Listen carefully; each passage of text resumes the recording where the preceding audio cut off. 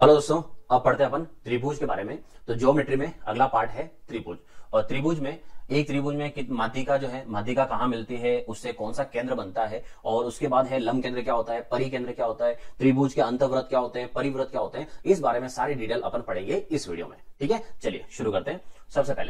सबसे पहले है भुजाओं पर आधारित। तो त्रिभुज होते हैं दो तरह से, मतलब एक होता है भुजाओं पे आधारित और दूसरा होता है कोण पे आधारित। तो सबसे पहले अपन देखते हैं भुजाओं पे आधारित जो है, तो डिपेंडेंट ऑन साइड, वो कौन कौन से होते हैं। तो सबसे पहला है समबाहु त्रिभुज। समबाहु त्रिभुज मतलब इक्विलेटरल ट्रायंगल। तो समबाहु त्रिभुज आप सब जानते हो। समबाहु त्रिभुज का मतलब होता है एक ऐसा त्रिभुज जिसकी तीनों भुजाएं समान हो। तो तीनों भुजाएं समान हो, तीनों की लेंथ इक्वल होगी। उसके बाद तीनों भुजाएं अगर समान है तो उस त्रिभुज के तीनों कोण भी समान होंगे। और जिस त्रिभुज के तीनों कोण समान हो तो फिर हर एक कोण कितने कितने डिग्री का होगा दोस्तों, 60-60 डिग्री का। क्लियर। उसके बाद आगे सेकंड है सम द्विबाहु त्रिभुज। तो यहां है सम और द्विबाहु त्रिभुज। सम का मतलब हो गया समान, और द्वि का मतलब हो गया दो, और बाहु का मतलब क्या हुआ, बलि नहीं, बाहु का मतलब क्या हुआ, भुजा। तो सम द्विबाहु इसका मतलब है कि एक ऐसा त्रिभुज जिसकी दो भुजाएं समान हो। तो एक ऐसा त्रिभुज जिसकी दो भुजाएं समान हो। अब समझो जैसे ये और ये दोनों त्रिभुज, ये दोनों भुजाएं जो है, अगर मान लो दोनों इक्वल है, जैसे ये भी ए है और ये भी मान लो ए है, ये दोनों इक्वल है। त्रिभुज में एक नियम होता है, वो नियम अब आप ध्यान रखना क्या है। किसी भी त्रिभुज की जो भुजाएं समान हो उसके संगत करस्पॉन्डिंग, ठीक है, उसके संगत बनने वाला कोण, जैसे ये और ये दोनों समान है तो इसके करस्पॉन्डिंग ये और इसके करस्पॉन्डिंग ये, दोनों भुजाएं समान हो तो समान भुजाओं के संगत कोण जो होते हैं वो संगत कोण भी समान होते हैं। याद ना, ये थ्योरी में बहुत इंपॉर्टेंट पार्ट है। तो दो भुजाएं समान है तो दोनों संगत कोण भी क्या होंगे, समान होंगे। इसीलिए इस वाले में भी पैटर्न यही था। ये और ये, जैसे मान लो ये ए है और ये ए है तो इसके संगत कोण ये और ये दोनों क्या हुए, समान हुए। अब क्या हो रहा है, ये भी जो भुजा है वो भी ए ही है तो इसके संगत इधर वाला और इसके संगत इधर वाला ये भी सेम हुआ। तो इसका मतलब अगर ये 60 है तो ये भी कितना हुआ, फिर 60 ही हुआ। इसलिए दो भुजाएं समान हो तो उसके संगत कोण भी क्या होते हैं, समान होते हैं। ये होता है कौन सा त्रिभुज, तो आइसोसेलेस ट्रायंगल, मतलब हुआ समद्विबाहु त्रिभुज। क्लियर। अब देखिए तीसरा त्रिभुज विषम बाहु त्रिभुज। तो विषम बाहु स्केलेन ट्रायंगल। विषम का मतलब क्या हुआ, असमान, मतलब जो समान नहीं हो, और बाहु का मतलब तो आप जानते हो, ठीक है, भुजाएं। एक ऐसा ट्रायंगल जिसकी तीनों भुजाएं अलग अलग हो, मतलब ये अगर ए है ये बी हो जाए और तीसरी वाली सी हो जाए। जिस त्रिभुज की तीनों भुजाएं अलग अलग हो वो क्या कहलाता है, विषम बाहु। जिसके दो समान हो वो क्या हुआ, समद्विबाहु। और जिसकी तीनों भुजाएं समान हो वो क्या हुआ, समबाहु। क्लियर। ये थे तीनों त्रिभुज भुजाओं पे आधारित। तो भुजाओं पे कैसे होते हैं वो तीनों देख लिए, आगे बढ़ते हैं और आगे देखो। अब है कोण पर आधारित त्रिभुज, और अपने ज्योमेट्री में जो आएंगे वो सबसे ज्यादा मेन पॉइंट यही है कि कोण पर आधारित त्रिभुज कैसे होते हैं। तो कोण पर आधारित का क्या मतलब है, देखो सबसे पहले है न्यून कोण ट्रायंगल, और क्लास में आप जानते हो क्या बोला जाता है इसको, एक्यूट एंगल। ठीक है, तो एक्यूट एंगल ट्रायंगल। अब आते हैं कि इसका मतलब क्या है। तो न्यून कोण त्रिभुज का मतलब है कि एक ऐसा ट्रायंगल जिसका हर एक कोण न्यून कोण हो। और न्यून कोण तो आप सब जानते हो, न्यून कोण का मतलब क्या होता है दोस्तों, 0 डिग्री से बड़ा हो लेकिन 90 डिग्री से छोटा हो, एक ऐसा एंगल थीटा। ठीक है, ऐसा एंगल जो 0 से बड़ा हो 90 से छोटा हो। तो न्यून कोण त्रिभुज का मतलब है एक ऐसा त्रिभुज जिसके तीनों ही कोण, ये तीनों के तीनों कोण क्या हो, 90 डिग्री से कम हो। क्लियर। और इसका परफेक्ट एग्जांपल जो होता है, वो परफेक्ट एग्जांपल अभी आपको पढ़ाया है उसमें से याद रखना, वो होता है समबाहु इक्विलेटरल ट्रायंगल, समबाहु त्रिभुज, जिसका प्रत्येक जो कोण है वो प्रत्येक कोण कितने डिग्री का होता है दोस्तों, 60 डिग्री का। इसलिए ये परफेक्ट एग्जांपल रहेगा किसका, न्यून कोण। जब भी आगे कहीं पर भी काम पड़े याद रखना न्यून कोण त्रिभुज कौन बनाएगा, तो समबाहु। जब भी न्यून कोण त्रिभुज के नाम आ जाए समबाहु त्रिभुज ले लेना। ठीक है, अब आगे बढ़ते हैं। इसमें एक इक्वेशन और आने वाली आपके आगे। इक्वेशन मतलब ऐसे आएगी कि त्रिभुज में भुजाएं कितनी होती है, 3। एक भुजा को नाम दे दो ए, दूसरी को नाम दे दो बी, और तीसरी को क्या नाम दे दो, सी। इसका स्क्वायर, इसका भी स्क्वायर और इसका स्क्वायर, इन तीनों की स्क्वायर में, तो इन तीनों में आपस में कुछ रिलेशन होता है, और वो रिलेशन आप सब ने सुन रखा है, पढ़ रखा है, और कौन सा है वो, पाइथागोरस। तो पाइथागोरस ने जो रिलेशन दिया था वो क्या था, आधार स्क्वायर प्लस लंब स्क्वायर बराबर कर्ण स्क्वायर। तो वो तो आप सब जानते हो कि A square plus B square equal to C square. अगर इक्वल होता है मतलब इन दोनों का जो स्क्वायर है, इन दोनों का स्क्वायर को प्लस करते हो, वो अगर सबसे बड़ी भुजा, सी का मतलब क्या है, सबसे बड़ी भुजा, ठीक है, सबसे बड़ी भुजा, उसको अपन क्या नाम रखेंगे, उसका नाम रखेंगे अपन सी। तो सबसे बड़ी भुजा जो है, यहां पर 3 रिलेशन है, एक ये वाला, एक ये वाला और एक ये। इससे आपके 3 त्रिभुज बनते हैं। कौन सा त्रिभुज है वो आप भी जानते हो, पहला न्यून कोण त्रिभुज, दूसरा समकोण त्रिभुज, और तीसरा आएगा अधिक कोण त्रिभुज। इन तीनों में से अगर वो एग्जाम में पूछना चाहे कि बताओ न्यून कोण त्रिभुज की इसमें से कौन सी कंडीशन है, तो बहुत सारे बच्चे जो है एग्जाम में भूल भी जाते हैं कि पता नहीं कौन सी कंडीशन थी। तो मैं आपको एक कंडीशन समझाता हूं। अगर एग्जाम में भूल जाते हो तो क्या याद रखना, न्यून कोण का नाम आते ही किसका नाम याद रखना, समबाहु का।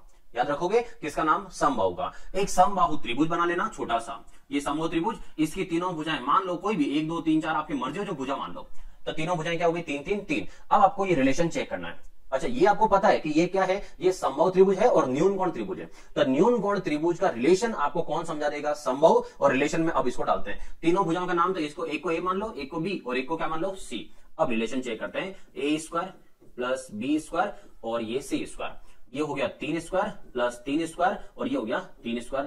3 स्क्वायर कितना हो गया 9, 3 स्क्वायर कितना हो गया 9 और ये भी कितना है 9, 18 है और ये 9 है, तो ऑब्वियस सी बात है कौन बड़ा हुआ, 18 बड़ा हुआ। तो इसका मतलब 18 बड़ा हुआ, मतलब ये रिलेशन जो है वो रिलेशन कुछ ऐसा आया। और इससे ये प्रूव हो गया कि जो भी न्यून कोण त्रिभुज बनेगा वो न्यून कोण त्रिभुज इस कंडीशन में बनेगा। ठीक है, अब एग्जाम में अगर आपको इतना भी नहीं करना हो और डायरेक्ट याद रखना हो कि डायरेक्ट कैसे याद रखेंगे, तो मैं आपको बताता हूं डायरेक्ट कैसे याद रखना है। ठीक है, थोड़ा कलर चेंज कर लूं। अब बताता हूं आपको कि जब भी कभी पता करना हो कि कौन सा क्या है, तो यहां मैं लाइन लिख रहा हूं, क्या याद रखना, सी स्क्वायर क्या है। ठीक है, क्या याद रखोगे दोस्तों, सी स्क्वायर क्या है, बस ये याद रख लेना आप। तो मतलब सी स्क्वायर क्या है, इसका मतलब सी स्क्वायर छोटा है, सी स्क्वायर बराबर है या सी स्क्वायर बड़ा है, यही आपका आंसर आएगा। कैसे, अपना जुगाड़ देखो कैसे काम करेगा। ए स्क्वायर प्लस बी स्क्वायर और यहां पर क्या है सी स्क्वायर। अब इसको कैसे पढ़ते हैं, A square plus B square greater than C square, और हिंदी में बोले तो A square plus B square का जो मान है वो सी स्क्वायर से बड़ा है। तो मैंने क्या बोला, मैंने बोला क्या पता करोगे, सी स्क्वायर क्या है, तो सी स्क्वायर क्या है, सी स्क्वायर तो छोटा है, सी स्क्वायर क्या हो रहा है, छोटा है, और सी स्क्वायर छोटा है, और छोटा को हिंदी में और क्या बोल सकते हैं, छोटा है, कम है, और कम को और अगर प्योर भाषा में ले जाएं तो क्या बोल सकते हैं, न्यून है।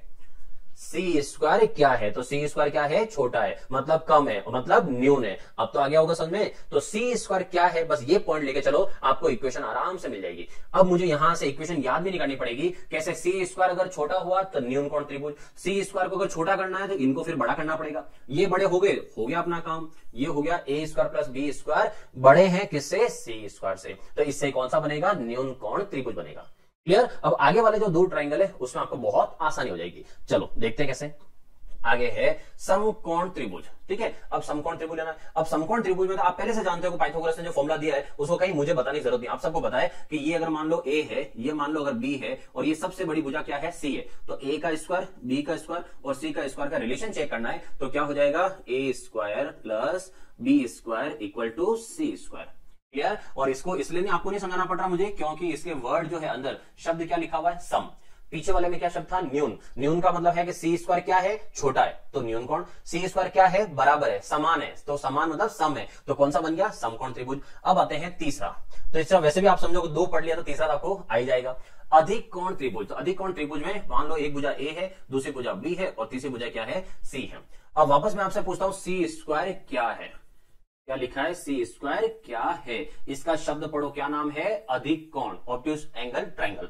तो यहां से अधिक, सी स्क्वायर क्या है, वर्ड ध्यान रखो, तो सी स्क्वायर क्या है, अधिक है, तो सी स्क्वायर अधिक है। डायरेक्ट अपन इक्वेशन बनाते हैं, A square plus B square और सी स्क्वायर जो है वो क्या है, अधिक है, तो सी स्क्वायर अधिक है। तो सी स्क्वायर अगर अधिक है इसका मतलब हो गया इस तरह से, ए स्क्वायर प्लस बी स्क्वायर, और ये छोटे और सी स्क्वायर अधिक है, हो गया तीनों। ठीक है, अब आपको लाता हूं मैं एक साथ तीनों को। न्यून कोण त्रिभुज, तो न्यून कोण त्रिभुज में क्या बोला, सी, यहां ऊपर लिख देता हूं, हर एक का आंसर कैसे दोगे, सी स्क्वायर क्या है, और सी स्क्वायर क्या है ये कौन बताएगा, ये बताएगा त्रिभुज के खुद नाम। पहला न्यून, दूसरा क्या है, सम, तीसरा क्या है, अधिक। ये तीनों नाम आपको इसका रिलेशन बताएंगे। तो पहला नाम क्या है, न्यून, तो सी स्क्वायर क्या है, न्यून है, इसका मतलब ये वाले बड़े हैं, सी स्क्वायर तो छोटा है। फिर है सम, मतलब सी स्क्वायर क्या है, सम है, मतलब समान है। ठीक है, तीसरा क्या लिखा, अधिक कोण, मतलब सी स्क्वायर क्या है, सी स्क्वायर अधिक है। हो गया, ये थे आपके तीनों कोण पे आधारित त्रिभुज। ठीक है, अब आगे बढ़ते हैं। और अब है त्रिभुज। त्रिभुज में कुछ वर्ड और आएंगे, अब वो वर्ड क्या है उसके लिए देखो। एक वर्ड है अर्धक, अर्धक को क्या बोलते हैं, हाफ। दूसरा वर्ड आएगा सम द्विभाजक, सम का मतलब है समान, द्वि का मतलब है दो, और भाजक का मतलब है टुकड़े। ठीक है, भाग होना उसके, तो सम द्विभाजक का मतलब होता है बाइसेक्टर, दो टुकड़े करना समान रूप से। फिर है लंब सम द्विभाजक, मतलब लंब बोले तो परपेंडिकुलर। ठीक है, परपेंडिकुलर रूप से दो टुकड़े करने बराबर, जैसे मानो एक त्रिभुज है। ठीक है, अब इस त्रिभुज में अगर लंब समद्विभाजक करना हो, जैसे मान लो भुजा है, इस साइड का लंब समद्विभाजक करना है, इसका मतलब हुआ कि मुझे एक सीधी लाइन खींचनी है जो यहां पर 90 डिग्री बना सके। तो 90 डिग्री अगर यहां बनाता है तो उसे कहते हैं कि लंब डाल दिया आपने इस भुजा के ऊपर, ठीक है। तो ये कहलाता है इस साइड का लंब समद्वि भाजक, भुजा का लंब समद्वि भाजक। ये 3 पॉइंट अभी काम आने वाले हैं, इसलिए इन 3 को मैंने पहले आपको बता दिया है। अब चलते हैं आगे कि यहां पर अपन पढ़ रहे हैं क्या, वो पढ़ रहे हैं अपन त्रिभुज के केंद्र। क्या पढ़ रहे हैं दोस्तों, त्रिभुज के केंद्र। त्रिभुज के केंद्र कौन कौन से होते हैं, जिसमें सबसे पहला है केंद्रक। तो केंद्रक किसे कहते हैं उस पॉइंट पे आते हैं। तो केंद्रक के लिए सबसे पहले लाते हैं अपन त्रिभुज को। ये ले लो त्रिभुज, थोड़ा कलर दूसरा ले लेता हूं, व्हाइट ले लेते हैं। यहां से ये है, अब आते हैं पॉइंट पे। तो इस त्रिभुज में केंद्रक, तो सबसे पहला पॉइंट दोस्तों क्या है, केंद्रक। केंद्रक कैसे कहते हैं, केंद्रक सेंट्रोइड। केंद्रक कहते हैं त्रिभुज की माध्यिका, माध्यिका मीडियन। माध्यिका कौन सी, जो त्रिभुज के शीर्ष है, शीर्ष कितने हुए 3, शीर्ष से सम्मुख भुजा मतलब सामने वाली भुजा के मध्य बिंदु पर जाकर जो लाइन मिलती है उसे कहते हैं माध्यिका। और हिंदी वर्ड भी समझो, माध्यिका, मध्य का, आपने ये नाम भी सुना होगा माध्यिका को, और क्या बोलते हैं मध्य का। मध्य का मतलब हो गया मीडियन, मतलब मिड पॉइंट। तो इस भुजा का जो मिड पॉइंट होगा, सेंटर पॉइंट होगा, वहां से आएगी और इसके सेंटर पॉइंट पे मिलेगी, वो कहलाती है माध्यिका, ठीक है। अब यहां से सेंटर पॉइंट पे मिलाते हैं, जैसे यहां से ले लिया, इसके सेंटर पॉइंट पे यहां मिल गई, ठीक है। इधर से ले लेते हैं, जैसे ये शीर्ष, इस शीर्ष से इसके सेंटर पॉइंट पे इधर मिला देते हैं। और तीसरा यहां से, अब यहां से मिलाते हैं, यहां से कॉर्नर से, इस कॉर्नर से इधर मिलाते हैं। अब आपने सबको पता होगा स्कूल में, जैसे मैं इधर से बता देता हूं, ये देखो, अगर इधर कहीं जा रहे हैं अपन, कहां गया, ये है, ठीक है। अगर सेंटर पॉइंट इसका यहां कहीं बन रहा हो, आप सबको पता है सेंटर पॉइंट अगर यहां से नहीं मिल रहा हो, तो स्कूल की आप कहानियां सब जानते हो, अगर नहीं मिल रहा तो भी कोई फर्क नहीं पड़ता, अपना तो सेंटर पॉइंट यहीं बनाते थे मजबूरी में, क्योंकि अपन को सेंटर पॉइंट वो बनाना होता था। तो कहने का मतलब ये है कि त्रिभुज के तीनों शीर्ष से जो सामने वाली भुजा पर लाइन जाती है और जो सेंटर पॉइंट पे जाके मिलती है, इस सेंटर पॉइंट यहां जहां ये सब मिली है, इस सेंटर पॉइंट को क्या बोलते हैं, इसे केंद्रक बोलते हैं। और जब आप लोग सब स्कूल में पढ़ाने जाओ, मतलब जो टीचर है खास करके, अगर आप पढ़ाने जाते हो तो याद ना, जब कभी लाइन नहीं मिले तो बच्चों को सिखा देना कि बीच में गोला थोड़ा सा बड़ा कर देना, ऑटोमेटिक मिल जाएगी सब नीचे, कोई नहीं देखेगा, ठीक है। पॉइंट समझना। तो केंद्रक का मतलब क्या हुआ, केंद्रक का मतलब है कि त्रिभुज के तीनों शीर्ष से माध्यिकाएं जो खींची जाती है, वो तीनों माध्यिका जहां पर मिलती है वो क्या कहलाता है, केंद्रक कहलाता है। Clear point. चलो अगला देखो, अगला केंद्र और कौन सा है। अगला लिखा हुआ है अंतः केंद्र, मतलब इन सेंटर। अंतः केंद्र से आप अगर सर्कल बनाओगे तो सर्कल का नाम पड़ेगा अंतःवृत्त, ठीक है। इनर सर्कल जो बनता है अंतःवृत्त। तो अब सोचो, इस वर्ड से समझो, अंतः केंद्र और अंतःवृत्त, इसका मतलब है अंदर की तरफ बनने वाला सर्कल। और अगर अंदर की तरफ मुझे सर्कल बनाना है तो उसका सेंटर भी कहां होगा, अंदर ही होगा। तो इसका मतलब अंतः केंद्र जो होता है वो कहां होगा, अंदर होगा, तभी तो यहां बनेगा। अब आते हैं कि अंतः केंद्र बनाएंगे कैसे, मतलब जो सेंटर पॉइंट है वो पॉइंट कैसे बनेगा। तो अंतः केंद्र कैसे बनता है उस पॉइंट पे आते हैं। तो अंतः केंद्र बनाना है, तो अंतः केंद्र के लिए बहुत सारे जानते होंगे, जो नहीं जानते हैं उन्हें मैं बता दूं।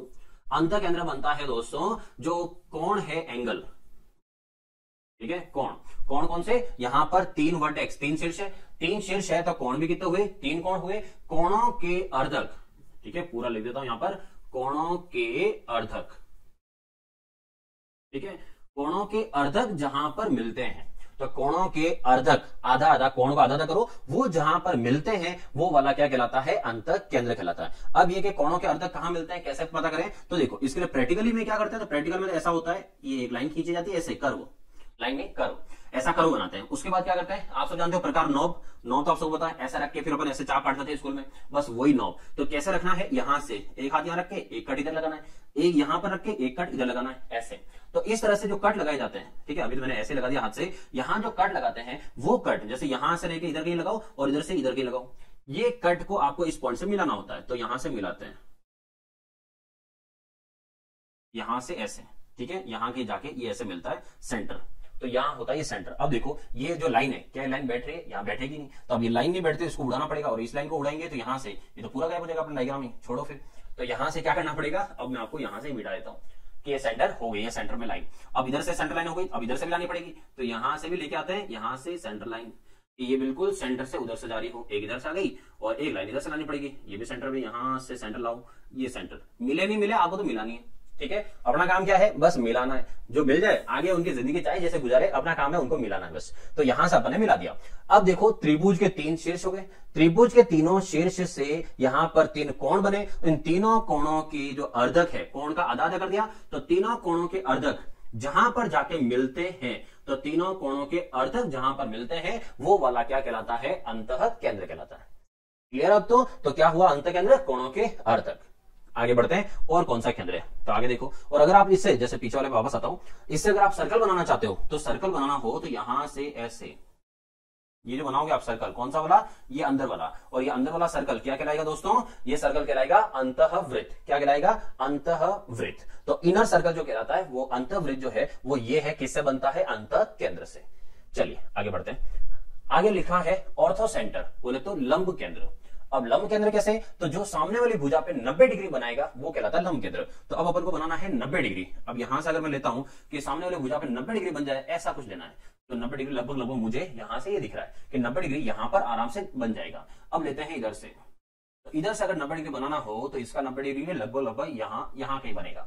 तो इधर से भी 90 डिग्री बन जाए और इधर से भी 90 डिग्री बन जाए, तो 90 डिग्री कहां बने हैं, यहां पर।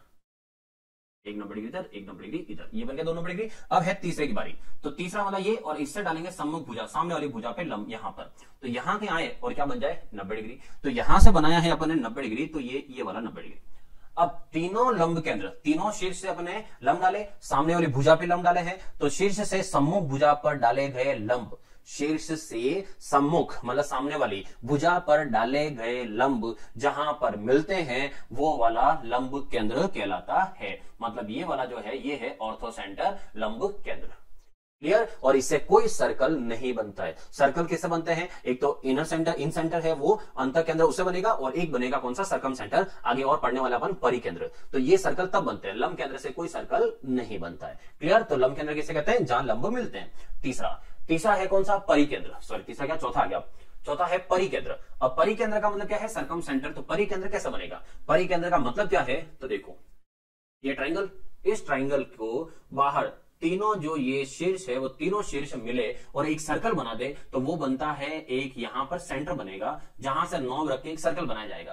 तो वो जो सेंटर होगा वो सेंटर कहलाएगा परिकेंद्र, और जो सर्कल बनेगा उस सर्कल का नाम होगा परिवृत्त, बाह्य वृत्त। ठीक है। तो आउटर सर्कल और इनर सर्कल, ये 2 सर्कल होते हैं। अब आते हैं ये पॉइंट कैसे बनाए।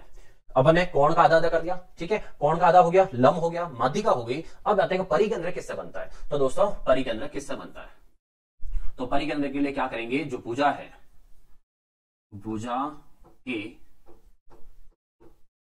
लंब समद्विभाजक, जो आगे मैंने ऑलरेडी आपको बता दिया था, भुजा के लंब समद्विभाजक जहां पर मिलते हैं वो परिकेंद्र बनाता है। तो भुजा के लंब समद्विभाजक जहां पर मिलते हैं, ठीक है। अब आता है भुजा के लंब समद्विभाजक कैसे, तो आगे मैंने बता दिया था आपको कि 90 डिग्री बनाना है। जैसे यहां से अगर कोई लाइन लेता हूं मैं, तो यहां पर 90 डिग्री बनना चाहिए। तो जो 90 डिग्री बना दे ऐसे, तो यहां से ये 90 डिग्री, इधर देखो इधर भी 90 डिग्री, जो भुजा साइड के सेंटर पॉइंट, अच्छा लंब होना चाहिए मतलब 90 डिग्री, और समद्विभाजक, समद्विभाजक का मतलब यह है कि बराबर आधा आधा होना चाहिए। अब ये ऐसा नहीं होता, ये तो मैंने लाइन आपको डायरेक्ट बता दी, चलो मैं पूरा रिटर्न बता आपको। एक्चुअल में प्रैक्टिकली में कैसा होता है, यहां पर एक नॉब रखते हैं और नॉब रख के यहां से एक सर्कल काटा जाएगा ऐसे, फिर यहीं से एक सर्कल काटा जाता है इधर से, फिर उधर से एक सर्कल काटा जाता है ऐसे, और इधर से ये, यहां से कर्व, सॉरी मैं सर्कल बोल गया था, कर्व, तो यहां से चाप कर्व काटे जाएंगे और यहां से इसको ऐसे मिलाएंगे, तो यहां से। लेकिन आप देखो यहां से मैंने हाथ से ऐसे किया है, इसलिए क्रॉस बिल्कुल मिले नहीं है। तो 90 डिग्री जो बनाते हैं ये लंब समद्विभाजक बनाते हैं, वो कैसे बनाते हैं, तो उसके लिए क्या तरीका होता है दोस्तों, जो भुजा है उस भुजा के यहां पर नॉब रखो, यहां से एक कट इधर एक कट उधर, ऐसे एक उधर रख के एक कट इधर से एक कट इधर से, जो कट मिलते हैं उन्हें, उस लाइन को क्या बोलते हैं, लंब समद्विभाजक। लेकिन अब आपको समझाता हूं कि लंब समद्विभाजक तो हो गया ऐसे, लेकिन ये ऐसे दिखेगा सही नहीं, तो मैं आपको प्रॉपर बताता हूं कैसे। तो यहां से मान लो मैं यहां सेंटर ले लेता हूं, ये सेंटर से ऐसे काट दिया, ये इधर से कट गया। अब इधर से लाते हैं, इसका सेंटर होगा तो यहां कहीं इसका सेंटर बनेगा ऐसे, ठीक है। मैं थोड़ा सा ध्यान से देख लेता हूं इस तरह से। अब तीसरा वाला भले बने कि नहीं बने, मुझे इससे ले जाना ही पड़ेगा ऐसे, ठीक है, समझ रहे हो। ये सब स्कूली कहानी है, आप जिस स्कूल में पढ़ रहे हो वहां से मैं भी पढ़ के निकला हुआ हूं, तो आप समझ सकते हो कि स्कूल की विद्याएं क्या होती है। यहां से ये मिलाया, इधर से 90 डिग्री ये हो गया, इधर से 90 डिग्री ये हो गया, और तीनों को यहां पर मिला दिया, और यहां पर गोला कर देना बड़ा वाला, तो ऑटोमेटिक तीनों मिल जाएंगे इस पर्दे के पीछे, ठीक है। पर्दे के पीछे कोई नहीं देख रहा है, सब मिल जाएंगे यहाँ पे। तो परिकेंद्र, परिकेंद्र कौन सा हुआ, भुजाओं के, भुजा तो सिंगल हो गई, 3 भुजाएं, तो क्या बोलेंगे, भुजाओं के लंब समद्विभाजक, भुजाओं के लंब समद्विभाजक जहां पर मिलते हैं वो वाला केंद्र क्या कहलाता है, परिकेंद्र कहलाता है। क्लियर हो गए चारों केंद्र। अब आता हूं सबको एक साथ लेके आता हूं, ये आपके सामने सब एक साथ है। तो यहां से देखो एक हटाया मैंने, कौन सा, केंद्रक, क्योंकि केंद्रक जो है वो अलग रहता है, केंद्रक बनता है किससे, माध्यिकाओं को मिलने से। अब आते हैं तीन, अंतः केंद्र, लंब केंद्र और परिकेंद्र, ये तीन है, और ये तीन पूछे जाते हैं एग्जाम में किसके लिए, वो ये त्रिभुज है। एक तो है न्यूनकोण त्रिभुज, समकोण त्रिभुज, और कौन सा है, अधिक कोण त्रिभुज। तो तीन त्रिभुज है और तीन क्या है, उनके केंद्र है। अब आते हैं यहां से बारी कि कौन कहां कहां बनेगा। सबसे पहले अपन बनाते हैं यहां से ये न्यूनकोण, तो न्यूनकोण त्रिभुज में तीनों केंद्र बना बना के आपको बताता हूं कैसे बनेगा। फिर अंतः केंद्र इधर बनाएंगे, तो पहले ये दो लाइन तो आपको याद ही होगी, बहुत सारे जो पहले से पढ़ के बैठे हुए। तो अंतः केंद्र, अंतः केंद्र कैसे बनता है दोस्तों, अंतः केंद्र के लिए क्या पढ़ा अपन है, कोणों के, यहां से कोणों के क्या है, समद्विभाजक, कोणों के समद्विभाजक। तो यहां से एंगल इधर से इधर ले गए, इधर से इधर ले गए, और यहां से यहां लेके आ गए, ये बन गया, ठीक है, अंतः केंद्र। लंब केंद्र, तो लंब केंद्र कैसा बनता है, यहां से लंब केंद्र बनता है ये 90 डिग्री बनाना है, यहाँ के बन रहा है 90 डिग्री, एक 90 डिग्री इधर से बनाना है, ये यहाँ बन रहा है 90 डिग्री, एक इधर से बनाएंगे तो एक ऊपर से इधर बनेगा, ये यहाँ पर ये 90 डिग्री, ये बन गए तीनों 90 डिग्री। फिर चलते हैं परिकेंद्र, तो परिकेंद्र बनाना है, लेकिन किसका, न्यूनकोण त्रिभुज में, अभी न्यूनकोण त्रिभुज ही चल रहा है। तो परिकेंद्र में क्या पढ़ते हैं, भुजाओं के लंब समद्विभाजक, तो भुजा को आधा आधा करना है, ये भुजा का आधा आधा इधर हो गया, ये भुजा का आधा आधा, यहाँ ये सेंटर है, ये आधा आधा इसका हो गया, और इस भुजा का आधा आधा ये यहां से इधर हो गया। तीनों जहां पर मिलते हैं वो तीनों मिलेंगे, वो वाला क्या हो जाएगा, परिकेंद्र हो गया। अब एक पॉइंट समझने वाली बात है, वो पॉइंट देखो आप, तो वो पॉइंट क्या है, अभी समझाता हूं आपको। इस वाले त्रिभुज में क्या पता कर रहे थे अपन, अंतः केंद्र है, कौन से तीनों, ये है, बात हो रही है न्यूनकोण त्रिभुज की। तो ये तीनों ही न्यूनकोण त्रिभुज है। न्यूनकोण त्रिभुज का अंतः केंद्र कहां होता है, अंदर, लंब केंद्र कहां होता है, अंदर, परिकेंद्र कहां होता है, अंदर। इसका मतलब क्या समझाया कि न्यूनकोण त्रिभुज के सारे केंद्र कहां होते हैं, त्रिभुज के अंदर की तरफ। क्लियर, तीनों ही केंद्र कहां होते हैं, त्रिभुज के अंदर की तरफ होते हैं। सेकंड, समकोण, तो समकोण, अब पढ़ते हैं समकोण के लिए। दूसरा एक काम और करता हूं मैं आपको, पहले कुछ डायरेक्ट चीजें बताता हूं जो ध्यान रहे, पहले मैं सबके अंतः केंद्र एक बार और आपको बता देता हूं। तो बात करते हैं अंतः केंद्र, अंतः केंद्र देखो, अब आते हैं समकोण त्रिभुज में, समकोण त्रिभुज का अंतः केंद्र। तो समकोण त्रिभुज में सबसे पहले अपन क्या करते हैं, समकोण त्रिभुज में यहां पर करते हैं आधा आधा, तो इसका करते हैं 90 डिग्री का आधा आधा, ये हो गया 90 डिग्री का आधा। फिर इस वाले एंगल का करते हैं आधा आधा, तो यहां से ये आधा आधा हो गया, और इस वाले का करेंगे आधा आधा, जो यहां पर आ जाएगा, ठीक है। ये क्या बन गया, इसका अंतः केंद्र, क्या बना दोस्तों, अंतः केंद्र, ये वाला, ये हो गया अंतः केंद्र। अब आते हैं तीसरे में, तीसरा है अधिकोण त्रिभुज, और अधिकोण त्रिभुज का भी क्या निकाल रहे हैं अपन, अंतः केंद्र। तो अंतः केंद्र बनता है कोण को आधा आधा करने से, तो इसके कोण को आधा आधा करते हैं, तो इसके कोण को आधा आधा करते हैं, तो कुछ ऐसा, ठीक है। फिर यहां से इसका अंतः केंद्र आधा आधा करेंगे, कुछ ऐसा, और इसका आधा आधा करेंगे, तो यहां से ये वाला, ठीक है। तीनों के कोण को आधा आधा करने से वो यहां पर मिले। अब आपको मैं बता रहा हूं कि आपको एग्जाम में ये सब करने की नौबत नहीं आएगी, इसके लिए कुछ जुगाड़ है। वो जुगाड़ क्या है, वो जुगाड़ समझना। अंतः केंद्र का मतलब क्या होता है, अंतः केंद्र का मतलब ही है कि अंदर की तरफ केंद्र, ठीक है, वर्ड समझना। अंतः केंद्र मतलब अंदर की तरफ केंद्र, मतलब त्रिभुज कोई भी हो तीनों में से इनके अंतः केंद्र त्रिभुज के अंदर ही बनते हैं, त्रिभुज के अंदर ही बनते हैं, पहला पॉइंट। दूसरा था यहां पर न्यूनकोण, न्यूनकोण के कोई भी केंद्र हो, न्यूनकोण त्रिभुज के कोई भी केंद्र हो, तो न्यूनकोण त्रिभुज के कोई भी केंद्र हो, वो तीनों के तीनों केंद्र कहां बनेंगे, त्रिभुज के अंदर ही बनेंगे।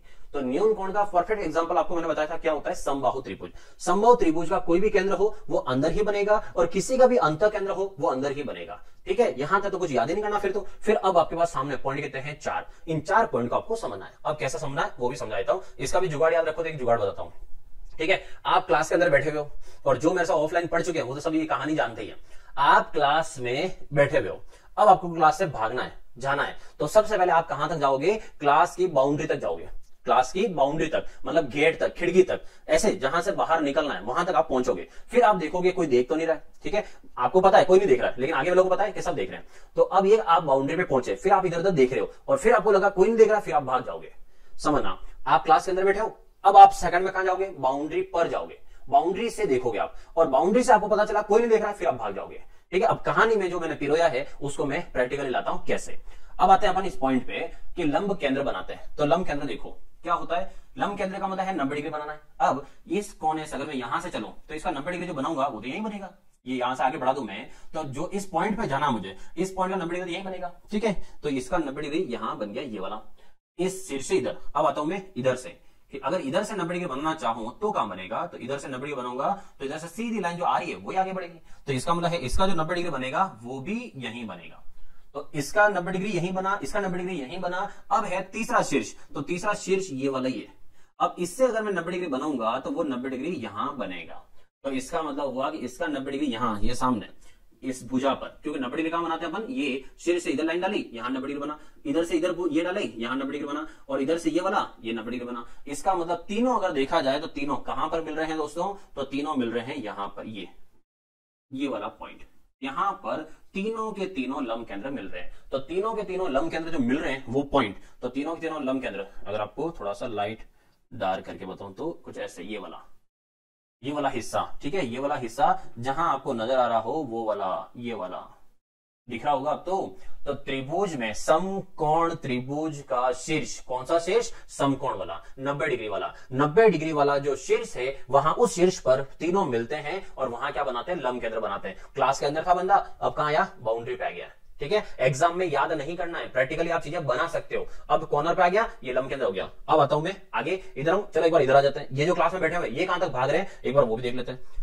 यहां से 90 डिग्री बनाना है, ठीक है, लेकिन इस बार 90 डिग्री कहां, भुजाओं के लंब समद्वि भाजक। तो यहां से भुजा का लंब समद्वि भाजक, ये 90 डिग्री बना दिया। अब इस भुजा का लंब समद्वि भाजक, तो कुछ ऐसे इधर हो गया। अब तीसरी भुजा, ये इसका लंब समद्वि भाजक, ये यहां से ऐसे, ये भुजा और वो भुजा, तीन भुजाएं, इसका लंब समद्वि भाजक ये, इसका लंब समद्वि भाजक ये, और इसका लंब समद्वि भाजक ये। तीनों के तीनों देखो आप कहां मिल रहे हैं, तो तीनों के तीनों मिल रहे हैं दोस्तों, देखो थोड़ा ध्यान से देखना, ये मिल रहे हैं यहां पर, ठीक है। इसका मतलब ये भी क्या हुई, बाउंड्री। लेकिन इसको क्या बोलेंगे, तो ये बोलेगा यहां कोण, कौन सा कोण है, राइट एंगल, समकोण वाले शीर्ष पर, समकोण वाले शीर्ष पर। और ये कहां मिल रहा है, ये मिल रहा है कर्ण भुजा पर। दोनों के दोनों चेक करो आप, दोनों के दोनों बाउंड्री पर ही मिल रहे हैं। तो क्लास से अगर कोई भागेगा तो सबसे पहले कहां चेक करेगा, बाउंड्री पर। और याद ना, अंदर बैठा तो न्यून कोण है, बाउंड्री पर आ गया है तो इसका मतलब समान हो गया, समकोण हो गया, बीच में आ गया वो, ठीक है। अब बीच में आ चुका है, तो अंदर से बीच में आ चुका है और अब उसको भागना है। तो अब आते हैं तीसरे पॉइंट पे, तो अब लंब केंद्र, इसका लंब केंद्र लेना मुझे, ठीक है दोस्तों। अब समझना, यहां से मैं एक सामने वाली भुजा पे 90 डिग्री डालना चाहूं, यहां 90 डिग्री बनेगा नहीं ना, यहाँ 90 डिग्री बनेगा, तो इसका 90 डिग्री अगर बनाना मुझे यहाँ कहीं बाहर जाना पड़ेगा, तो जाके कहीं 90 डिग्री बन सकता है। तो बाहर कहां जाना पड़ेगा, तो इस लाइन को आगे बढ़ानी पड़ेगी आपको। तो इस लाइन को अगर यहां से मैं लूं तो इस लाइन को मुझे ऐसे कुछ आगे बढ़ानी पड़ेगी, तो जाके इसका 90 डिग्री बना पाएंगे। तो इसका 90 डिग्री बनाने के लिए मुझे इस लाइन को इतना बढ़ाना पड़ा, तो 90 डिग्री यहां बना। अब ये कि ये वापस आगे बढ़ाएंगे वो बात की बात है। अब आगे जाते हैं अपन, यहां से इधर से 90 डिग्री तो डाल दिया आपने, अब इधर से 90 डिग्री ले जाएंगे। 90 डिग्री इधर से कहां, सामने वाली भुजा पर। भुजा कौन सी वाली, ये वाली। इस भुजा पे मुझे 90 डिग्री डालना है, तो भी देख लो आप क्रॉस ही जा रहा है, क्रॉस में 90 डिग्री तो बनेगा नहीं, तो इससे भी 90 डिग्री डालना, वो कहां जाएगा, इधर नहीं जाएगा। इससे 90 डिग्री डालने का मतलब है यहां नहीं, इसको भी भुजा को आपको बढ़ानी पड़ेगी और यहां कहीं जाके मिलाना पड़ेगा। तो ये जो भुजा यहां से थी, मैं बनाया था वापस, ये भुजा यहां कहीं जा रही है, तो यहां जो बन रहा है कोण, ये वाला, ये 90 डिग्री, ये 90 डिग्री यहां बनेगा। तो ये हो गया, इस शीर्ष से हो गया, इस शीर्ष से भी हो गया। अब एक शीर्ष ये वाला है, इससे मुझे 90 डिग्री यहां मिलाना है, ठीक है। तो यहां से 90 डिग्री, यहां से एस, ये 90 डिग्री, ये 90 डिग्री जो है अब मिला है यहां से ये, ठीक है। अब वापस समझाता हूं, ध्यान रखना, इस शीर्ष से ये 90 डिग्री, इस शीर्ष से ये 90 डिग्री और इस शीर्ष से ये 90 डिग्री। लेकिन तीनों जो यहां से लंब डाले, क्या वो तीनों लंब अभी कहीं मिले क्या? ये लाइन तो यहां खत्म हो रही है, ये लाइन इधर खत्म हो रही है, ये लाइन इधर है, तीनों कहीं मिले नहीं मिले। इसका मतलब अपन को तीनों को मिलाना है, तो मिलाना है तो लाइनों को और आगे बढ़ानी पड़ेगी। और आगे अगर बढ़ाओगे तो कैसे बढ़ेगी, देखो ये लाइन है, ये लाइन को अगर मैं बढ़ाऊंगा तो ऐसे कुछ आगे जाएगी, ये लाइन आ रही है यहां से, ये ऐसे आगे जाएगी और यहां वाली लाइन जो है वो ऐसे आगे जाएगी, ठीक है। तीनों के तीनों लाइनों को आगे बढ़ाओगे तो यहां कहीं जाके ये लाइन मिलेगी। और ये जो है आपका जो त्रिभुज था, वो त्रिभुज तो इतना सा था, तो ये वाला केंद्र कहां चला गया, त्रिभुज के भी बाहर चला गया। त्रिभुज के बाहर चला गया, इसका मतलब वो कौन सा केंद्र हो गया, लंब केंद्र किसका, अधिक कोण। और अधिक कोण वर्ड खुद देखो, ये सब पढ़ाने में टाइम लग रहा है, आपको समझने में टाइम नहीं लगेगा। अधिक कोण का मतलब है अधिक होना, अधिक होना मतलब भाग जाना। न्यून का मतलब है कम होना, मतलब क्लास में बैठे रहना। और सम का मतलब है बीच में आ जाना, बीच में आ जाना मतलब बाउंड्री पर आ जाना। क्लियर। तीसरा लास्ट पॉइंट जो है वो देखो, अधिक कोण का परिकेंद्र बनाना है। परिकेंद्र का मतलब क्या हो गया, परिकेंद्र मतलब वही आधा आधा करो, तो इसका मतलब ये भुजा अब 90 डिग्री बनाना मुझे, तो इसका 90 डिग्री बनाना हो तो इसका 90 डिग्री ऐसा कुछ बनेगा, देखो, क्योंकि यहां 90 डिग्री बनाना, अब मुझे इसका भी 90 डिग्री लेना है, तो इसका 90 डिग्री ऐसा कहीं लेंगे, ऐसे जाएगा। अब आते हैं इस भुजा का 90 डिग्री लेना है, तो इस भुजा का 90 डिग्री लोगे तो वो भी ऐसे ही जाएगा। तो तीनों ही भुजा का 90 डिग्री देखा जाए तो वो कहां गया, तीनों भुजाओं के 90 डिग्री कहां गए, बाहर। इसका मतलब है कि इसका जो यहां से केंद्र है वो भी बाहर गया, इसका जो केंद्र है वो भी बाहर गया, और इसका जो केंद्र है वो कहां है, अंदर है। इसका मतलब कहानी आपको समझ में आ गई होगी, जहां तक मैं समझता हूं समझ में आगे होगी। ठीक है, तो 2 पॉइंट है, ज्यादा कुछ भी नहीं था इसमें। सब न्यून कोण के सारे केंद्र अंदर होते हैं, अंत केंद्र किसी का भी हो सब अंदर होते हैं। समकोण वाले जो है लंब केंद्र और परिकेंद्र, तो बच्चा क्लास में बैठा था वो अब कहां आ गया, बाउंड्री पे आ गया है, और अधिक कोण का मतलब है वो बाहर भाग गया है, अधिक कोण का मतलब बाहर भाग गया। लेकिन अंतःकोण के बारे में ये बात नहीं होगी, क्योंकि अंतःकोण तो सबके अंदर ही होते हैं। क्लियर, समझ में आ गया? ये थे त्रिभुज के सारे केंद्र। ठीक है, चलो अब देखिए दोस्तों, अगला है अंतः केंद्र जो होता है वो माध्यिका को किस अनुपात में विभाजित करता है। जो अंतः केंद्र, तो त्रिभुज का अंतः केंद्र कौन सा होता है ये अपन ऑलरेडी आगे पढ़ चुके हैं। तो अंतः केंद्र किससे बनता है, कोणों के समद्विभाजक से। तो कोणों के समद्विभाजक से जो अंतः केंद्र बनता है वो माध्यिका जो होती है उसको हमेशा 2:1 में विभाजित करता है। किस अनुपात में, 2:1 में। और कैसे, एक आइडिया बताओ आपको कि याद कैसे रखते हो आप उसके लिए। तो याद रखने के लिए मैं यहां पर एक बना देता हूं सर्कल, ये मान लो। ठीक है, ये हो गया आपका अंतःवृत्त, क्या बोलते हैं इसको, अंदर वाला सर्कल, अंतःवृत्त। अंतःवृत्त किसके कारण बना, तो अंतःवृत्त बना है किसकी वजह से, अंतः केंद्र की वजह से। ये अंतः केंद्र, चलो अब देखो ये जो है यहां से, अब यहां से सेंटर है, सेंटर से अगर मैं यहां तक लाइन खींचता हूं तो सेंटर से यहां तक जो लाइन खींचते हैं ये क्या कहलाती है दोस्तों, त्रिज्या, रेडियस। ठीक है, ये त्रिज्या होगी। अगर यहां से मैं आपको बोलूं यहां से यहां तक भी लाइन खींच दी जाए, कहां से, केंद्र से, केंद्र से अगर यहां तक लाइन खींच दी जाए तो ये वाली भी क्या होगी, त्रिज्या आर। इसका मतलब समझो इधर से इधर है तो भी आर, इधर से इधर है तो भी आर।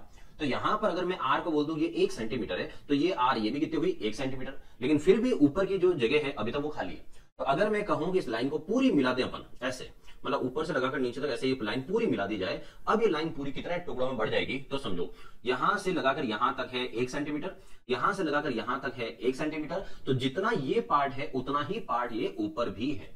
इसका मतलब है कि ये वाला पार्ट इसके सेम ही है, तो 1 सेंटीमीटर ये हुआ, 1 सेंटीमीटर ये हुआ और 1 सेंटीमीटर ये हुआ। इसलिए कहा जाता है कि जो अंतः केंद्र है वो इस पूरी माध्यिका, ठीक है, माध्यिका को हमेशा 1 और 1 कितना 2, ऊपर बड़ा वाला हिस्सा हो गया 2 और छोटा वाला हिस्सा कितना हो गया 1। इसलिए कहते हैं कि जो अंतः केंद्र है वो माध्यिका को हमेशा किस अनुपात में बांटता है दोस्तों, 2:1 में बांटता है। क्लियर हो गया आपको? तो अंतः केंद्र ये यहां पर थ्योरी का पार्ट भी है, थ्योरी में भी आएगा। और दूसरा ये कि यहां पर जो चीजें दी है ना वो आपको फॉर्मूला भी पूछ सकता है एग्जाम में, आपको अंतःवृत्त की त्रिज्या पूछ सकता है और परिवृत्त की त्रिज्या भी पूछ सकता है। कैसे, देखो जैसे यहां पर है ये वाला पार्ट, अब मैंने क्या किया है, यहां से इधर से ये माध्यिका, इधर से ये माध्यिका, इधर से ये माध्यिका, सब कितना टुकड़ा हो गए, तो यहां से 2:1, 2:1 और 2:1, सब 2:1 में बढ़ गए। अब समझना ये है 2 तो वो है 1, ठीक है, ये है 2 ये है 1, ये है 2 ये है 1, सब 2:1 में इस तरह से बढ़ गए। दूसरा, यहां से ये भुजा और ये भुजा दोनों क्या है, सेम, क्योंकि माध्यिका हमेशा कहां पर आती है, सेंटर पॉइंट पर आती है। तो सेंटर पॉइंट होने से यहां पर जितनी दूरी होगी वो की वही दूरी ये भी होगी। फिर उसके बाद है कि यहां पर तो सब जगह फिर ये सेम होंगे, जैसे ये वाली इसके सेम होगा और ये वाली जो भुजा है ये वाली इसके सेम होगी, क्योंकि सब में सेंटर पॉइंट है। इसलिए ये सेंटर पॉइंट है, आधा आधा हो गया, ये सेंटर पॉइंट है, आधा आधा हो गया, ये सेंटर पॉइंट है, आधा आधा हो गया। क्लियर? अब आते हैं कि अगर जो ये त्रिभुज है, ये त्रिभुज अगर हो समबाहु, क्या हो दोस्तों, समबाहु त्रिभुज। समबाहु त्रिभुज का मतलब जिसकी तीनों भुजाएं समान है। अब मान लो अगर ये 4 सेंटीमीटर हो, ठीक है, अच्छा 4 तो यहां से हो नहीं पाएगी क्योंकि अगर ये 90 डिग्री बन गया तो फिर इससे तो बड़ी होगी, तो इसका मतलब मान लो 6। ऐसे एक आइडिया बता रहा हूं, ठीक है, ये है 3 तो 6 का ये हो गया 3, आधा हो गया। अब ये भी होगी कितनी, 6, तो इसका भी 3, इसमें भी 3, ये भी 3 और ये भी 3। इससे आपको एक नई चीज मिलती है, और वो क्या मिलती है वो समझो कि त्रिभुज है, इस त्रिभुज के जब आपने माध्यिकाएं तीनों मिलाई, तीनों माध्यिका मिलाने पर यहां पर अंदर कितने टुकड़े हुए दोस्तों, तो अंदर कितने टुकड़े हुए, 1, फिर ये हुआ 2, यहां से आया 3, ये हो गया 4, यहां हुआ 5 और ये हुआ 6। कितने टुकड़े हुए, 6 टुकड़े हुए। उसके बाद अब देखो हर एक टुकड़ा जो है क्या वो क्षेत्रफल में समान है, हर एक टुकड़ा क्या क्षेत्रफल में समान है। तो देखो इसकी भुजा देखो, ये जो ट्रायंगल बन रहा है आपका ये वाला, इसकी भुजा देखो, इधर है 1, ये है 2, इधर 3, उस वाले में देखो ये है 1, इधर 2, ये 3, इस वाले में देखो ये 2, ये 1, ये 3, मतलब हर एक त्रिभुज में भुजाएं 1 2 3 1 2 3 ही आ रही है।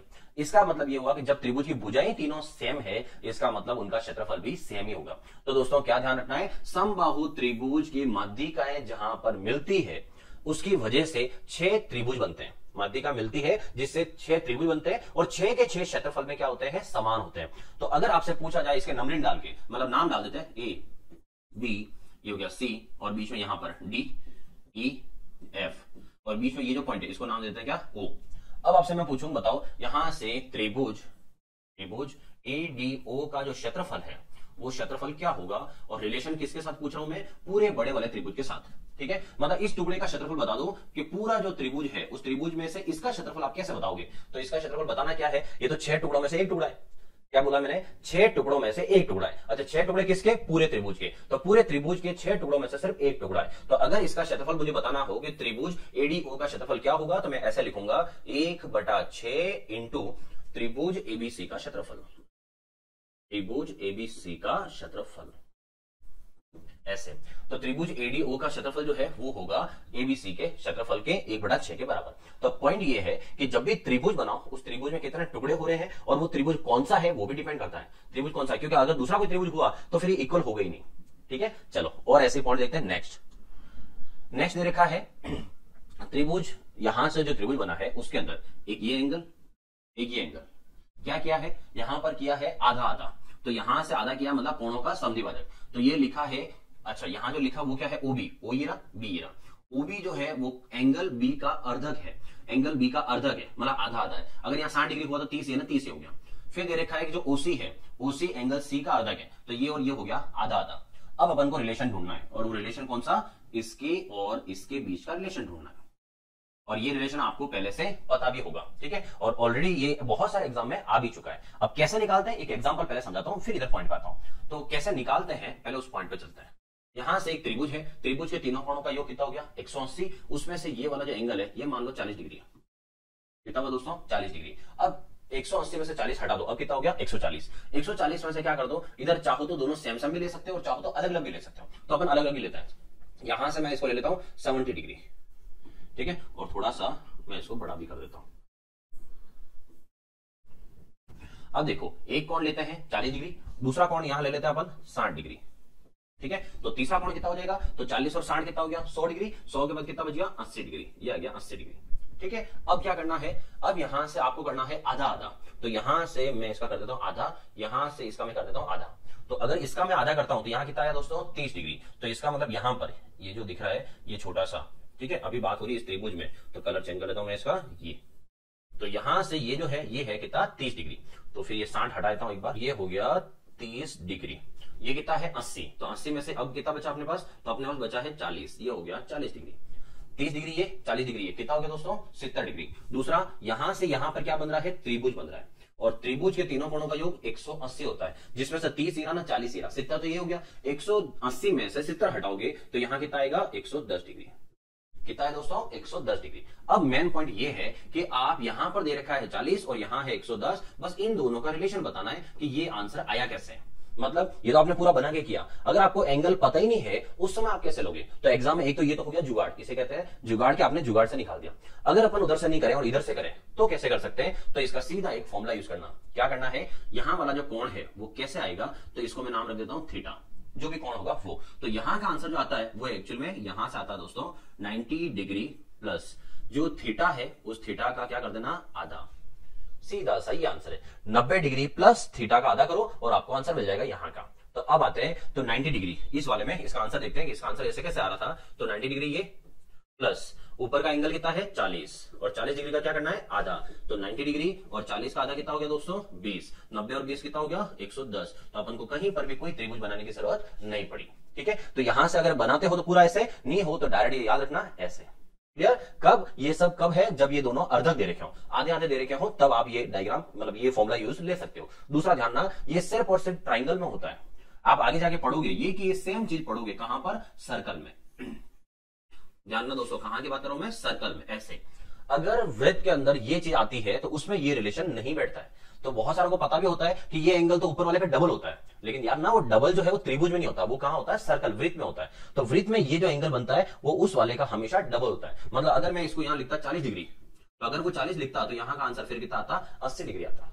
क्लियर है, ये कब है, जब इस तरह से वृत्त बना हुआ हो, उसके अंदर त्रिभुज हो। अभी डायरेक्ट त्रिभुज है तो फिर ये फॉर्मूला रखता है। आ गया होगा समझ में। चलो आगे बढ़ते हैं, आगे देखो सेम वो का वो ये सवाल। ठीक है, फर्क क्या पड़ा है, फर्क ये पड़ा है कि अभी अपने पढ़ा था यहां से इधर कि इधर जो है वो अर्धक हो रहे थे ये वाले।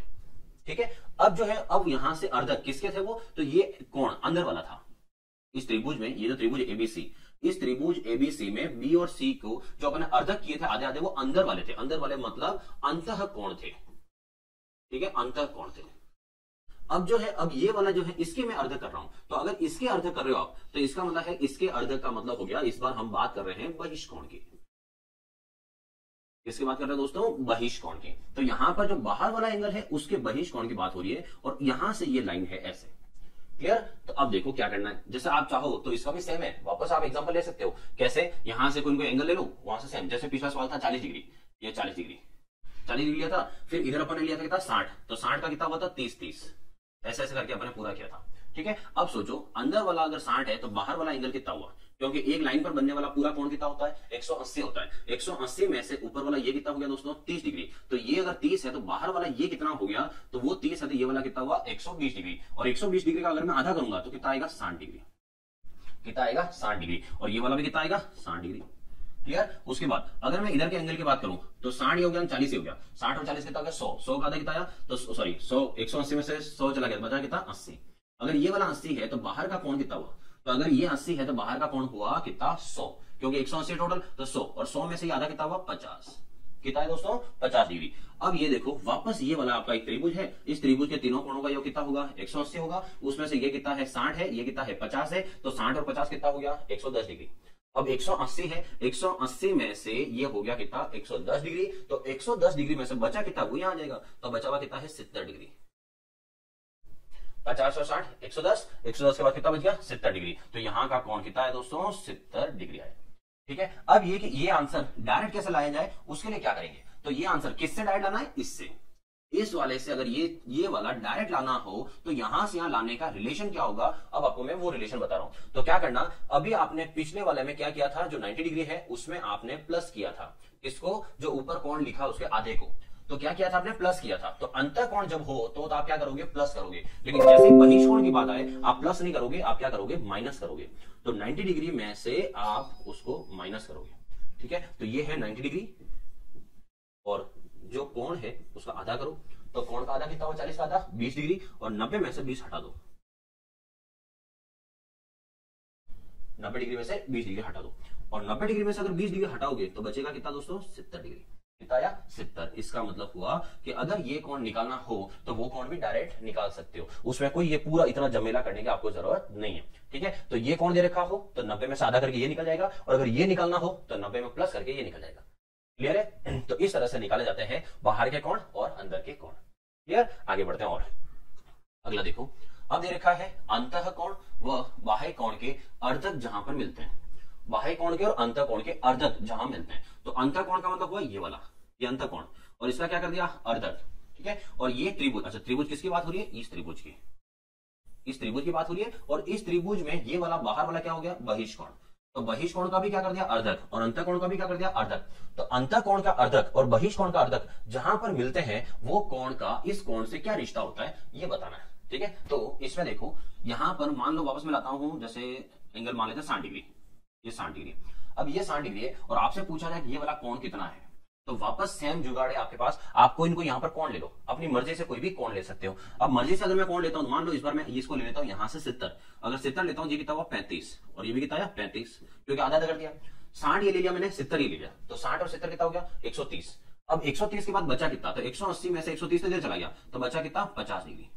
ठीक है, ये हो गया, ये जो ग्रीन आपको दिख रहा है इस ग्रीन वाले त्रिभुज के तीनों कोणों का योग 180, 60 70 130, 130 और 50 180। अब आते हैं, वो कह रहा है कि यहां का कोण निकालना। अब आप समझो, जब आपको अंदर का कोण पता है तो बाहर का कोण भी पता ही होगा आपको। तो अगर अंदर है 30 तो बहिष्कोण के 2-3 तरीके हैं। बहिष्कोण जो होता है वो सम्मुख वाले अंतः कोणों के योग के बराबर होता है। ऐसा नहीं याद हो तो सीधी लाइन है और सीधी लाइन पर 180 डिग्री बनता है। 180 डिग्री में से ये कितना हुआ 50, तो बाहर वाला कितना हुआ दोस्तों 130, 180 बनना है। 130 में से ये कितना हुआ, ये हुआ 65, तो ये भी कितना हुआ 65, क्योंकि हमने बहिष्कोण का भी आधा आधा किया है। क्लियर? अब आते हैं, यहां से ये जो आपको दिख रहा है ट्राइंगल, ठीक है, यहां से यहां तक ये पूरा ट्राइंगल बन रहा है। अब इस ट्राइंगल में यहां पर कोण देखो आप, ये कोण कितना है 35 डिग्री, तो एक कोण पता चल गया हमें 35 है। दूसरा कोण कितना है, तो यहां से ये दोनों मिला के लेंगे क्योंकि कोण तो पूरा बन रहा है, तो 50 और 65 डिग्री, तो 50 डिग्री और 65 डिग्री, ये 65 डिग्री और ये 50 डिग्री। अब ये मिला दो कि दो कोणों का योग कितना हो गया, ठीक है, तो इसको अगर मिलाते तो 65 और 35 मिलकर तो हो गया 100, और 100 और 50 कितना हो गया 150 डिग्री। इसका मतलब ये दोनों कोणों का योग हो गया 150 डिग्री। अगर ये 150 है तो इसका मतलब तीसरा जो कोण बनेगा वो कितना आएगा 30 डिग्री। कितना आएगा दोस्तों 30 डिग्री। मैं आपको पूरा प्रूव करके भी बता रहा हूं कि अगर आप अपनी मर्जी से कोई भी कोण लेते हो तो एग्जाम में सवाल रहेगा नहीं, आप अपनी तरफ से कर सकते हो। अब आते हैं कि मेन जो अपन सीख रहे थे वो क्या सीख रहे थे, यहां से इसका रिश्ता, ठीक है, कि 60 डिग्री ये है ना, 30 डिग्री वो है, तो यहां से उसको कैसे निकाला जाए ये पढ़ रहे थे। तो वैसे तो आपको रिश्ता डायरेक्ट समझ आ गया होगा, आपको ज्यादा बताने की जरूरत है नहीं है। तो क्या है दोस्तों, एक अंतःकोण और एक बहिष्कोण के अर्धक जहां पर मिलते हैं तो वो कोण इस वाले कोण का हमेशा क्या होता है, आधा होता है। तो यहां से रिलेशन लिख देता हूं कि एंगल डी का मान जो आएगा वो एंगल डी का मान कहां से आएगा, तो एंगल डी का मान आएगा एंगल ए के आधा करने से। ठीक है, एंगल डी का मान कहां से आएगा दोस्तों, एंगल ए का क्या कर देंगे अपन, आधा कर देंगे, उससे मिल जाएगा एंगल डी का मान। क्लियर, चलिए आगे बढ़ते हैं। और आगे लिखा हुआ है त्रिभुज का अंतःवृत्त और परिवृत्त। तो त्रिभुज का जो अंतःवृत्त है और जो परिवृत्त है वो, तो अंतःवृत्त यहां से, ठीक है, और त्रिभुज कौन सा है, तो त्रिभुज में यहां पर मैं आपको क्या बताता हूं, त्रिज्या है। त्रिभुज यहां पर कौन सा लेना है आपको, समबाहु, क्योंकि ये सब समबाहु से डिसाइड होते हैं। तो समबाहु त्रिभुज है, समबाहु त्रिभुज का अंतःवृत्त बना तो अंत केंद्र से बना, और परिवृत्त जो बना है वो भी कौन सा है, तो यहां से केंद्र है ये, और यहां से ऊपर बड़ी वाली जो भुजा है ये वाली, तो ये वाली क्या हुई, परिवृत्त त्रिज्या, क्योंकि सर्कल उससे बना हुआ है। तो अंतःवृत्त मतलब अंदर वाला और परिवृत्त मतलब कौन सा हो गया, बाहर वाला। ये अंतःवृत्त और परिवृत्त। अब पॉइंट आता है कि अंतःवृत्त की त्रिज्या और परिवृत्त की त्रिज्या का अनुपात क्या होगा, त्रिज्या क्या होगी, क्षेत्रफल का अनुपात क्या होगा। तो क्षेत्रफल का अनुपात, ये तो अपन क्षेत्रफल के टॉपिक में उधर पढ़ते हैं। तो दोस्तों अपन को निकालना है कि अंतःवृत्त की त्रिज्या कितनी होगी और कहां से आएगी, और परिवृत्त की त्रिज्या कितनी होगी और वो कहां से आएगी, ये दोनों आंसर निकालने हैं। तो सबसे पहले आता है कि ये जो यहां से यहां तक जो आपको लंबाई दिख रही है, ये लंबाई अगर ये सीधी लंबाई है, मतलब स्ट्रेट है सीधी, तो स्ट्रेट को क्या बोलते हैं, ऊंचाई। ठीक है, ऊंचाई। और ये जो साइड में दिख रही है, तो साइड में जो होती है वो कहलाती है स्लैंट हाइट, मतलब तिर्यक ऊंचाई। तो अभी ऊंचाई कहलाएगी, वो कहलाएगी सीधी वाली, यहां से यहां तक है, ये ऊंचाई है। अब अगर ये पता चल जाए तो अपन यहां पर अंतर्वृत्तीय त्रिज्या निकाल सकते हैं। कैसे निकाल सकते हैं, क्योंकि अभी आगे मैंने आपको पढ़ाया था कि ये हमेशा अंतर केंद्र जो होता है वो इस माध्यिका को या इस ऊंचाई को 2:1 में बांटता है। इस अनुपात में 2:1 में, और 2 ये है ना, एक ही है, तो टोटल यहां से यहां तक लंबाई कितनी हुई, मतलब टुकड़े कितने हुए यूं मानो, तो 2 टुकड़े ये ना, 1 टुकड़ा ये, कितने टुकड़े हुए, 3। तो अगर मैं बोलूंगी बड़ा वाला जो टुकड़ा है उसको अगर लिखना हो तो क्या लिखोगे, बड़ा वाला टुकड़ा हो गया 2 टुकड़े कितने में से, 3 में से, 2 टुकड़े 3 में से। और अंतःवृत्त के लिए मैं बोलूं तो अंतःवृत्त के लिए बोले क्या आएगा, 1 टुकड़ा कितने में से, 3 में से। तो 3 में से 1 टुकड़ा यहां पर है और 3 में से 2 टुकड़े यहां पर, लेकिन किसके 3 टुकड़े और किसके 3 में से 2 है, तो ये पूरी क्या है, ऊंचाई है। अगर इस ऊंचाई के कितने टुकड़े कर दिए जाए, 3, तो ऊंचाई के अगर 3 टुकड़े कर दिए जाए तो 2 टुकड़े यहां जाएंगे, 1 टुकड़ा यहां जाएगा। तो इसका मतलब है ये जो 2/3 और 1/3 है वो किसका है, वो है ऊंचाई का, ऊंचाई का 2/3 और ऊंचाई का 1/3। अब आप समझो, अगर मैं आपको बोलूं यहां से ये लंबाई मुझे निकालनी है, तो इसका मतलब अंतर्वृत्त की त्रिज्या यही तो है। अगर मुझे यहां से ये ऊंचाई का 1/3 पता चल जाए तो अंतर्वृत्त की त्रिज्या गई। और अगर बड़े भाग यहां से यहां की जो बात कर रहे हैं, ये बड़ा भाग कुछ और नहीं, यही तो है। तो इसका मतलब हुआ अगर यहां से यहां तक ये वाली अगर लंबाई पता चल जाए तो इसका मतलब परिवृत्त की त्रिज्या गई। तो अपन को यहां से अंतर्वृत्त की त्रिज्या भी मिल रही है और परिवृत्त की त्रिज्या भी मिल रही है। अब कैसे करना है मैं आपको समझाता हूं, उससे पहले आपको एक ऊंचाई पता होनी चाहिए। तो ये क्षेत्रफल का टॉपिक है और क्षेत्रफल के टॉपिक में ऊंचाई आती है। तो ऊंचाई का फॉर्मूला क्या है वो मैं आपको बता देता हूं। ऊंचाई हाइट, ऊंचाई का फॉर्मूला होता है √3/2 मल्टीप्लाई साइड भुजा। ये होता है समबाहु त्रिभुज की ऊंचाई। तो समबाहु त्रिभुज की ऊंचाई वो है, और ऊंचाई का अगर आप इस तरह से निकाल देते हो तो आपका अंतर्वृत्त और परिवृत्त त्रिज्या तो आ जाएगी। तो यहां से मैं बात करता हूं, तो देखो अंतःवृत्त की त्रिज्या, अंतःवृत्त की त्रिज्या, अंतर्वृत्त की त्रिज्या लेनी है, कैसा लेंगे, ऊंचाई का 1/3, ये पहले ये ले रहा हूं, ठीक है। तो ऊंचाई को रख रहा हूं मैं, ऊंचाई है √3/2 इंटू भुजा, भुजा को लिख रहा हूं मैं ए से, ठीक है, इंटू भुजा इंटू, तो ये तो हो गया भुजा, फॉर्मूला लिख दिया ऊंचाई की जगह। अब साथ में क्या है, 1/3, ये 1/3। अब समझो एक है रूट में 3, एक है डायरेक्ट 3। अब 3 और √3 है, तो √3 से ये 3 तो कटेगा, लेकिन कैसे कटेगा वो भी आपको पता होगा कि √3 का √3 से जब गुणा होता है तो √3 इंटू √3 मिलकर क्या बनाता है, 3 बनाता है।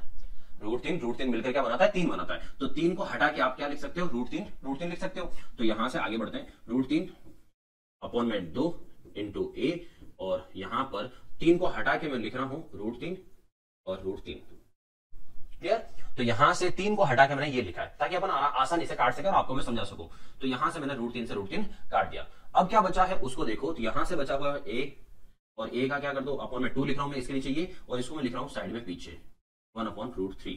ये आ गई अंतःवृत्त की त्रिज्या, ठीक है। अब आता हूं मैं परिवृत्त की त्रिज्या क्या होती है। तो परिवृत्त की त्रिज्या। परिवृत्त की त्रिज्या में क्या लेंगे, वापस वही सेम √3/2 इंटू ए इंटू 2/3 ऐसे, फिर 2 से 2 कट जाएगा, लेकिन मैं नहीं काट रहा हूं, ठीक है। क्यों नहीं काट रहा हूं वो आगे समझाता हूं आपको। देखो √3/2 इंटू ए, फिर वापस वही 3 को मैं लिख रहा हूं √3 और √3, ठीक है। और फिर √3 से √3 कट गया, अब वापस क्या आया, तो यहां से बचा है a/2, ये a और 2, फिर यहां से देखा जाए तो ये है 2 और अपन में √3, ठीक है। अब मैं आपको बताता हूं कि मैंने इसको 2 से 2 क्यों नहीं काटा, क्यों नहीं काटा, ताकि आप इनको याद कर सको, मतलब इन्हें आप ऐसे दोनों को सिमिलर करके समझ सको कि अंतःवृत्त की त्रिज्या जो है, वो अंतःवृत्त की त्रिज्या देखोगे तो अंतःवृत्त की त्रिज्या में क्या करना पड़ता है, जो भुजा है, ए का मतलब है भुजा, भुजा का कर दो आधा, अंतःवृत्त मतलब छोटा वाला टुकड़ा, भुजा का कर दो आधा और पीछे लिख दो 1/√3। अब 1/√3 कहां से याद रखोगे, ये यहां से, छोटा वाला जो टुकड़ा था वो क्या था, 1/3 था ना, छोटा टुकड़ा 1/3, बड़ा टुकड़ा 2/3, तो छोटा टुकड़ा 1/3 है, तो इसमें पीछे की तरफ कितना डाल देना, 1/√3। और परिवृत्त की त्रिज्या की बात करें तो परिवृत्त की त्रिज्या में पीछे की तरफ क्या लिखोगे, तो परिवृत्त मतलब बड़ी वाली, और बड़ी वाली में क्या लिखा हुआ है 2/3, तो पीछे की तरफ क्या लिख दो 2/√3। छोटे वाले में 1/√3 और बड़े वाले में 2/√3। इससे आपको याद रहेगा कि परिवृत्त की त्रिज्या क्या है और अंतःवृत्त की त्रिज्या क्या है। तो यहां पर करना क्या है, भुजा का आधा किया है और भुजा का आधा करके पीछे बस वो संख्या डालनी है। क्लियर, ये था त्रिभुज, समबाहु त्रिभुज जो है, समबाहु त्रिभुज के अंतिवृत्त और परिवृत्त। तो अंतःवृत्त और परिवृत्त की त्रिज्याओं का अनुपात पूछे आपको क्षेत्रफल के टॉपिक में भी, कि अनुपात क्या है, तो अंतःवृत्त की त्रिज्या ये और परिवृत्त की त्रिज्या ये है, तो अनुपात निकालना कहीं से कुछ नहीं है, ये कितना है 1 टुकड़ा, ये कितने हैं 2 टुकड़े, तो अनुपात क्या हो गया 1/2, ठीक है। आगे मैं आपको समझा देता हूं क्या है। अगर बात करें अंतःवृत्त की त्रिज्या और परिवृत्त की त्रिज्या, ठीक है, तो अंतःवृत्त की त्रिज्या कितनी है 1 टुकड़ा, तो परिवृत्त की त्रिज्या में कितने टुकड़े आ रहे हैं 2 टुकड़े आ रहे हैं, तो इसका मतलब अनुपात क्या हो गया 1/2। अगर इसकी जगह आपसे ये पूछा जाए अंतःवृत्त का क्षेत्रफल, ठीक है, अनुपात परिवृत्त के क्षेत्रफल का अनुपात बताओ, तो अंतःवृत्त के क्षेत्रफल का अनुपात और परिवृत्त के क्षेत्रफल का अनुपात बताओ। तो अंतःवृत्त सर्कल की बात हो रही है और सर्कल का क्षेत्रफल क्या होता है πr², तो इधर भी क्या आया πr², ठीक है। इधर की त्रिज्या अलग होगी तो 1 कर देता हूं, उधर की त्रिज्या अलग होगी 2 कर देता हूं। निकालना क्या है अनुपात, और अनुपात में हमेशा कॉमन चीजें कट जाती है, तो पाई से पाई कट गया। अब त्रिज्या, यहाँ की त्रिज्या कितनी है दोस्तों 1, तो 1 का क्या करेंगे स्क्वायर, और यहाँ की त्रिज्या कितनी थी 2, तो 2 का क्या करेंगे स्क्वायर, 1 का स्क्वायर कितना 1 और 2 का स्क्वायर कितना आया 4। इसका मतलब है कि जो त्रिभुज होता है समबाहु त्रिभुज, समबाहु त्रिभुज के अंदर की तरफ जो वृत्त बनता है और जो बाहर की तरफ वृत्त बनता है, इनके क्षेत्रफलों में अगर कोई अनुपात पूछे कि क्षेत्रफलों में अनुपात क्या है, तो इसका अनुपात अगर 1 है तो इसका अनुपात होता है 4, मतलब ये वाला इसका 4 गुना होता है, क्योंकि जगह काफी बीच में आ गई, ये काफी छोटा है और वो काफी बड़ा है, इसलिए यहां पर आंसर क्या आता है दोस्तों 1/4 आता है। क्लियर हो गया, ये था समबाहु त्रिभुज के अंतःवृत्त और